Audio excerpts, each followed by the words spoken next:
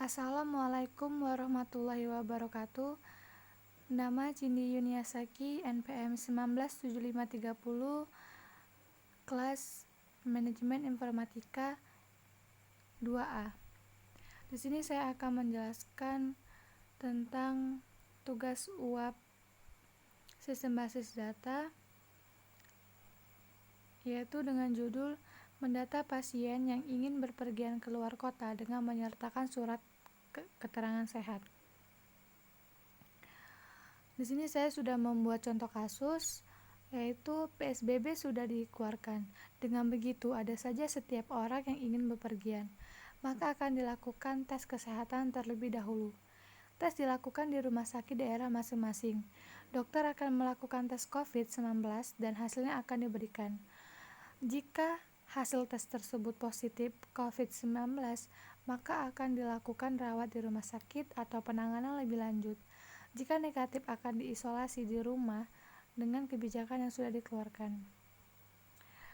Di sini saya sudah membuat konseptual design. Sudah kita lihat. Di sini ada yang namanya entitas pasien. Nah, entitas pasien itu memiliki atribut, di mana isi atribut itu yaitu ID pasien, atau bisa kita sebut dengan UID atau primary key, dan juga bisa sebagai identitas. Nama pasien dan jenis pasien ini adalah mandatorinya. Lalu di sini ada entitas asal. Nah, entitas asal ini juga memiliki atribut nama asal yang sebagai UID-nya atau primary key-nya, dan kode asal tingkat asal ini sebagai mandatorinya. Lalu di sini hubungan antara pasien dan asal yaitu one to one, karena satu pasien itu hanya satu asal gitu, dan satu asal itu dimiliki oleh satu pasien. Maksudnya di sini adalah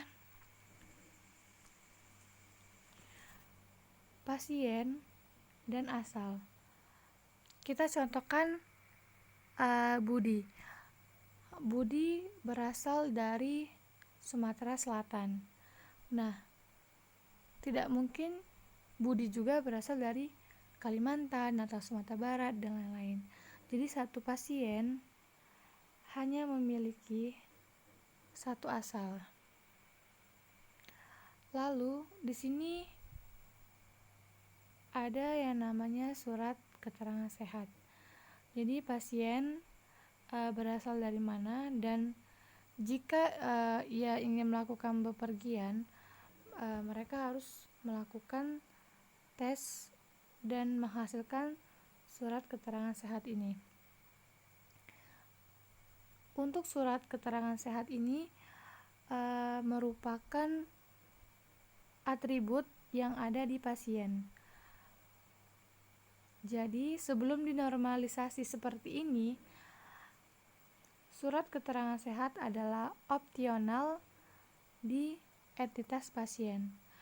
Karena surat keterangan sehat opsional atau bisa dikatakan memiliki dua pilihan, jadi surat keterangan sehat ini dibuat sebagai entitas baru dan memiliki atribut sendiri. Hubungan antara surat keterangan sehat dan pasien itu adalah one to one, karena satu pasien itu memiliki satu surat keterangan sehat, dan satu surat keterangan sehat dimiliki oleh satu pasien. Di dalam surat keterangan sehat ini ada ID keterangan. ID keterangan ini adalah primary key atau UID-nya, bisa dikatakan juga identitasnya. Nama pasien dan periksa ini adalah mandatorinya atau bisa dikatakan induknya, bahan pokok yang ada di atribut. Lalu di sini juga ada pemilihan. Nah, ini namanya ARC. ARC adalah pengelompokan. Jadi sehingga memiliki dua pilihan. Yang kita ketahui, jika dia positif, dia akan tercatat di rumah sakit dan dirawat. Jika dia negatif, akan diisolasi di rumah. Lalu di sini ada entitas dokter. Nah, entitas dokter ini juga memiliki atribut.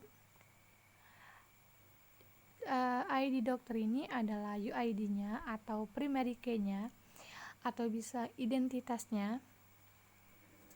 Dan nama dokter, jenis kelamin, spesialis ini adalah mandatorinya.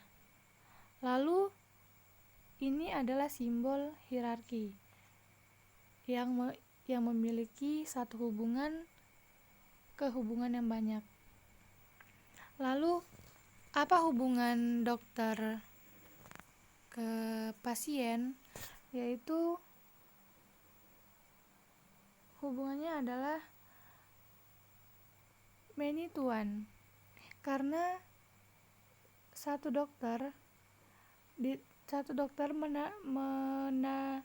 menangani banyak pasien, dan banyak pasien ditangani oleh satu dokter. Kemudian di sini ada entitas keluhan. Maksud dari keluhan itu adalah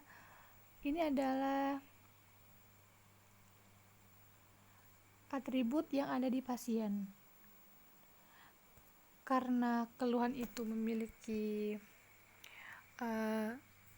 atribut lagi, jadi keluhan dipisah menjadi entitas baru dan memiliki atribut. Kode keluhan ini sebagai UID-nya atau primary key-nya, dan nama keluhan ini sebagai mandatorinya.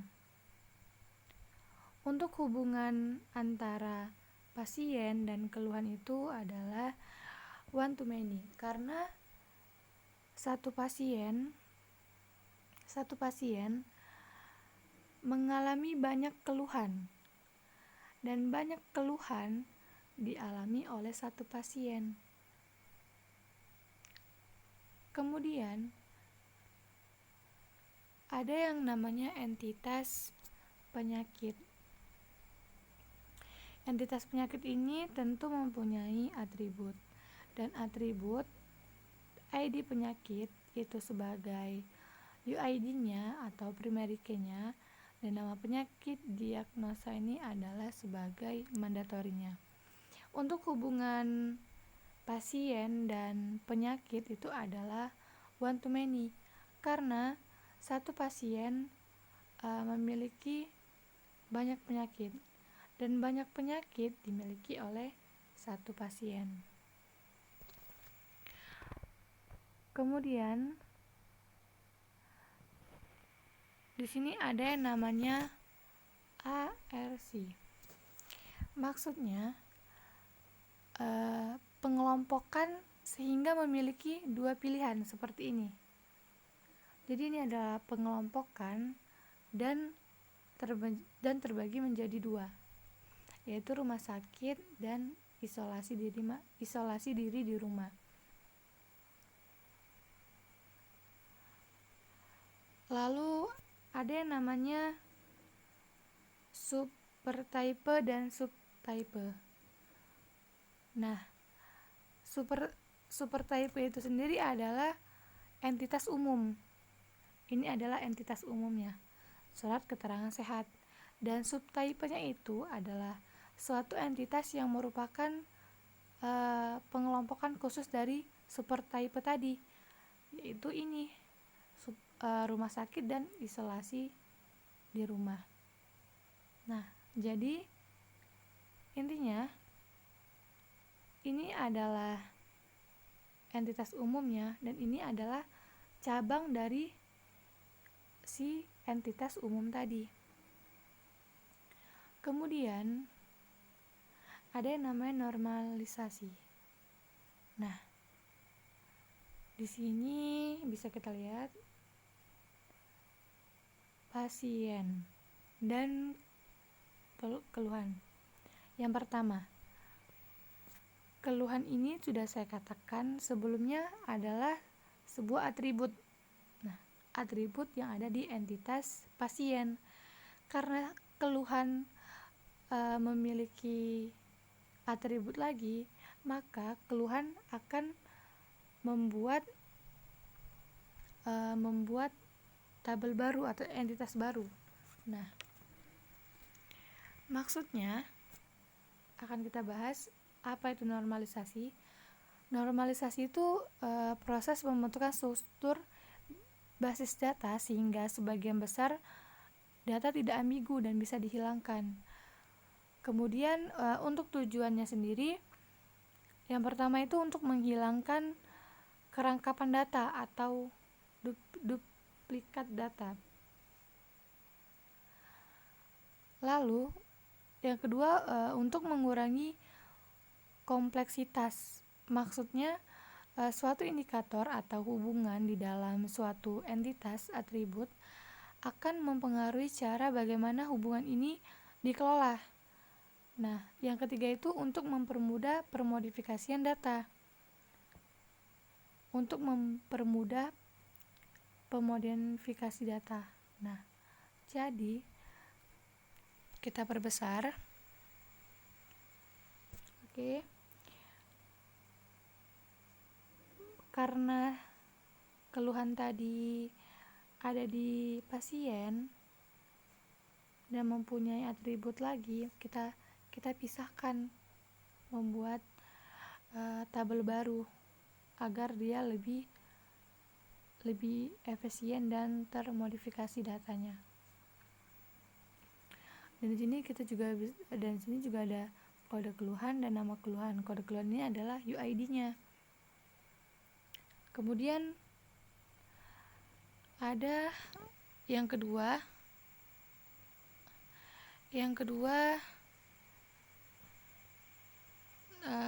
penyakit. Nah, bahwasanya penyakit merupakan atribut yang ada di pasien. Karena penyakit tadi memiliki cabang baru, jadi penyakit itu bisa kita buat terpisah dan memiliki atribut sendiri, yaitu ada ID penyakit, nama penyakit, dan diagnosa. ID penyakit ini adalah UID-nya atau primary key. Nama penyakit dan diagnosa ini adalah mandatorinya. Yang ketiga di sini. Yang ketiga di mana tidak ada atribut non-ID yang bergantung pada atribut lainnya. Di sini ada asal dan di sini ada pasien. Dengan itu, asal ini sebelum dinormalisasikan merupakan atribut di pasien. Karena asal ini ambigu atau ambigu di pasien, jadi kita membuat kotak baru. Nah, yang memiliki atribut nama asal yaitu primary key-nya, kode asal dan tingkat asal itu mandatorinya.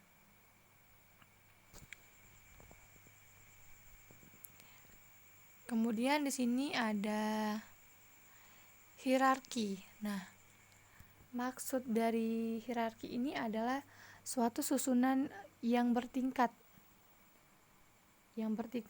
Maksud bertingkat itu ini. Dan dikenal juga dengan satu hubungan ke banyak. Ini satu hubungan ke banyak.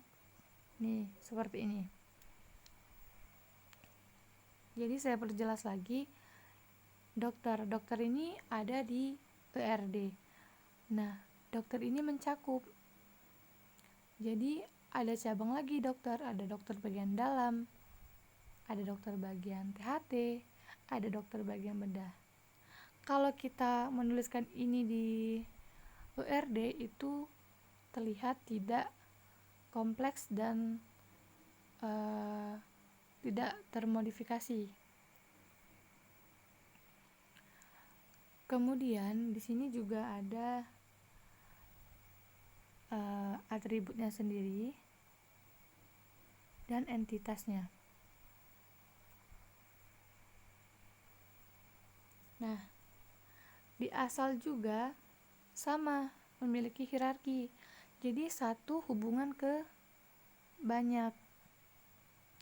Jadi asal itu ada bagiannya, ada asal dari kabupaten, ada asal dari provinsi, ada asal juga dari daerah, ada asal juga dari kelurahan. Maaf. Jadi tidak mungkin kalau misalkan semua ini kita masukin di ERD.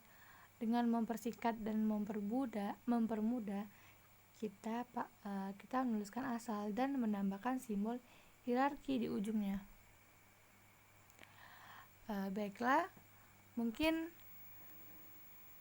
sampai di sini materi yang bisa saya sampaikan tentang COVID-19.